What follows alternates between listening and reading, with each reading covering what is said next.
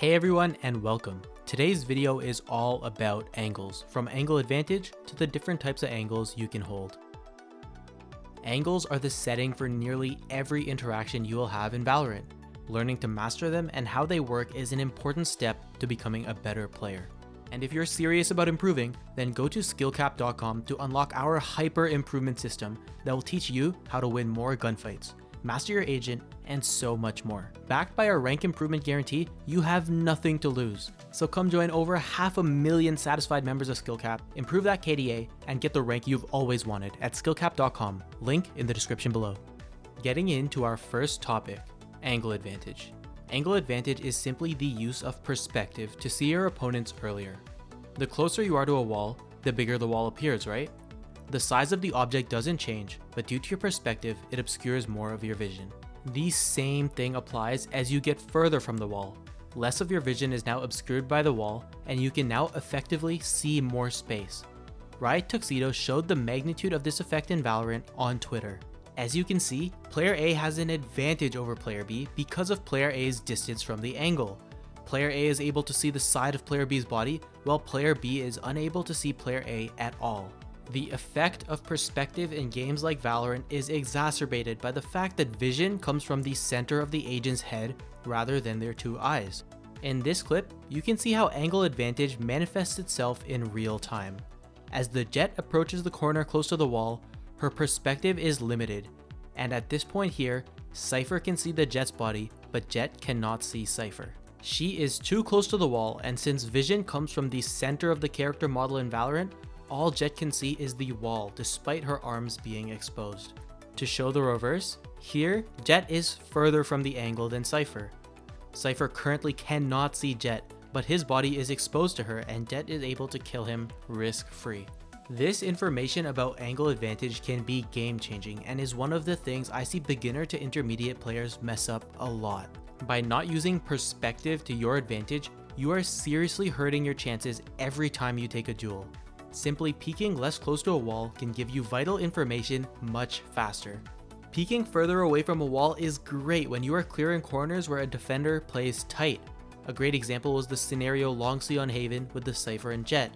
When you clear corners in this way, the defender will not be able to see you immediately when you see them. This does not mean you should always stand as far away from walls as possible.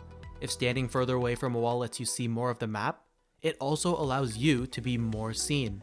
Think about jiggle peeking, for example. If you try to do it standing further away from a wall, you will expose more of yourself each time you peek, negating the entire point of jiggle peeking. Another example of when this can work against you is when using the operator. Since peeking far away from a wall makes it hard for you to get back to cover and leaves you more exposed than normal, doing so with an op just amplifies the vulnerability the gun gives you.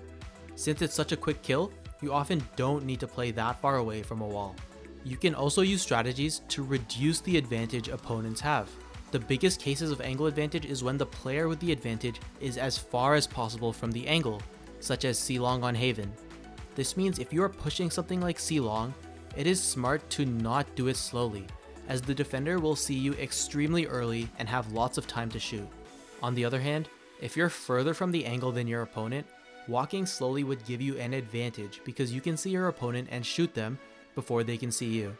Here, Long C can be used as an example, but in a real game it's typically unlikely for an attacker to have an angle advantage Long C on Haven. Angle advantage can be confusing for some people at first, but using the examples given and trying it out in game, you should be able to understand how your proximity to an obstacle affects your perspective. The next time you're in game, try using this to your benefit by playing further from an angle in cases where your opponents might hug it closely. If you need to peek close to an angle, do it as fast as possible to minimize your angle disadvantage. It might take some time to get out of the mentality of, if I can't see them, they can't see me. But once you do, your play will get a lot better by being conscious of angle advantage. Now that we've covered the fundamentals of how angles themselves work, let's discuss specific ways to play different angles. This will apply many of the ideas and use of perspective as discussed in the previous section, starting off with wide angles. Playing a wide angle simply means you're giving yourself a good amount of space between the obstacle from which you expect the enemy to emerge and where you place your crosshair. You're giving yourself this extra space so you have more of an opportunity to kill them. The wider the angle you hold, the more time you will have to see your opponent once they emerge without your opponent being able to retreat to cover. Of course, the inverse also applies here. A weakness of holding wide angles is the elongated time opponents have to kill you. In fact, even if you manage to kill one opponent, when holding a wider angle, the chances are elevated that another enemy can come and trade the kill. For this reason, wide angles are held less and less as you go up the ranks. This is increased even more if you're using an operator. Between operator shots, you are completely vulnerable.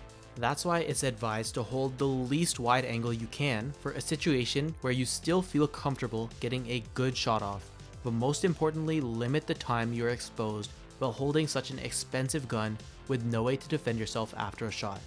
Of course, this doesn't mean good players never hold wide angles. With a rifle, the longer time of engagement can be to your advantage. Holding a wide angle also lets you catch a player swinging wide or moving very fast when they're expecting to be somewhat safer due to their speed. And as mentioned earlier, the wider angle also gives you a higher chance of killing someone because the engagement time is longer. So in situations where you need to get a kill or there just aren't as many opponents alive so the chances of a trade are lower, higher level players will more commonly commit to a wide angle to ensure they get the kill. For lower level players, wider angles are more common to hold. This doesn't inherently mean that they are just bad. There are reasons as to why you hold these wider angles as a low level player. You do in fact need more time to kill your enemy than a high level player does, so the advice here isn't to completely abandon holding angles in this manner. Instead, the advice is to be aware of the advantages and disadvantages of holding wide angles. If you can find situations where wide angles are best suited to your skill set and weaponry, such as an instance where there is a low risk of a trade kill coming out, then holding a wide angle is definitely acceptable. The opposite of a wide angle is of course a tight angle, and as the name indicates, holding a tight angle means you are giving yourself very little space between the point from which the enemy emerges and your crosshair, maximizing your ability to get to cover and minimizing your exposure while you shoot. The advantage of a tight angle is that you are barely exposed and much more safe than when holding a wide angle. When you see an opponent, you typically have time to shoot and quickly retreat without dying. Tight angles are thus safer than wide angles. This is optimal when using an operator because you can shoot and then get out during the time in which you're vulnerable. You're also guaranteed to get information when you hold an angle like this, and if you manage to get a kill, you are much less likely to get traded. At higher levels, tight angles are much more common than at lower levels. This is because better players can get kills faster, and the times of engagement are much lower than for lower rank players. Again, this doesn't mean holding tight angles will just automatically make you better, but trying to hold tighter angles and limit your time of engagement to force yourself to get kills in less time could help you improve. And even if you are a lower level player, there is still value to these tight angles. As mentioned earlier, they give you more protection when using an operator, and they also guarantee you can get some information and get out, allowing you to solidify another position on a site or use some utility as you retreat. Many people will mistakenly think holding tight angles is purely down to reaction speed, and that's why good players do it so much more. Of course, reaction speed helps, but what's most important is anticipation and game knowledge. Good players are much more prepared to be peeked and have their finger on the trigger, so to speak. To improve at playing these tighter angles, you should try holding them more in your actual games. Due to the cover they give, it won't cost you many deaths, but it might cost you some kills. You will develop better game knowledge and anticipation as you work on this skill, and eventually this ability to win these short engagements will improve your dueling in other types of gunfights as well. Finally, I want to talk about off angles. Now, off angles aren't a standard way of holding a certain position. Rather, it's an odd or uncommon place to be in order to catch your opponents off guard. Rather than just holding a position in the standard way, you take a few steps in a given direction to mess with the opponent's timing and muscle memory. Your opponent will typically have a certain rhythm to how they clear a site. They peek certain angles in a certain order based on what's exposed when. By being in an odd location, you can surprise them and shoot them when they aren't ready or aren't even looking. Look at this example on Haven. Typically someone pushing long is looking at the main boxes, and once they get through long, they clear out the boxes to their right and the corner to their left. By playing this off angle, you can shoot your opponent before they're even prepared to check this part of the site, as they would normally clear the left corner once they've broken into the site. Obviously, there are good reasons why we play the standard angles. They give good coverage and are relatively safe. Using off angles in moderation and being unpredictable can get you some nice free kills and is a good way to steal rounds on defense, but play the same spots too often and opponents will be ready for it, leaving you in a disadvantageous position with nothing gained. And remember, if you want to improve, win more gunfights, and get the rank you've always wanted, then check out SkillCapped.com, link in the description below. So what part of playing with angles do you need to improve at? Do you not have a good grasp of angle advantage? Are you struggling when deciding whether to hold a tight or wide angle?